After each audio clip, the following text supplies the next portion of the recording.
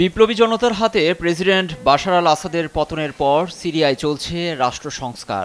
সেই সংস্কারে পাশে পাচ্ছে ইউরোপীয় ইউনিয়ন ইইউকে।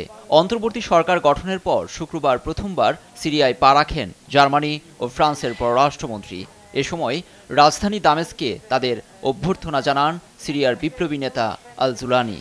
রাষ্ট্র সংস্কার প্রশ্নে ইইউ নেতাদের নানা দিক তুলে ধরেন জুলানি।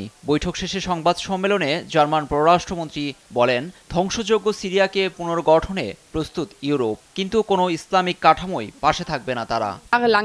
ইউরোপ সমর্থন দিতে প্রস্তুত, তবে ইসলামপন্থী কাঠামোর পৃষ্ঠপোষক হব না আমরা।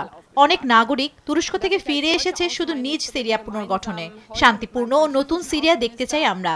এই সফরে সিরিয়ার কুখ্যাত সেদনায়া কারাগারে পরিদর্শন করেন জার্মান পররাষ্ট্রমন্ত্রী। আসাদের শাসনামলে যেখানে বহু মানুষ হত্যা ও নির্যাতনের শিকার হন তা ঘুরে ঘুরে দেখেন বেয়ারবকের মতো ফরাসি পররাষ্ট্রমন্ত্রীও একই বার্তা দিয়ে বলেন, সার্বভৌম ও নিরাপদ সিরিয়া গঠনের জন্য সন্ত্রাসবাদের কোনো ঠাঁই হতে পারে না।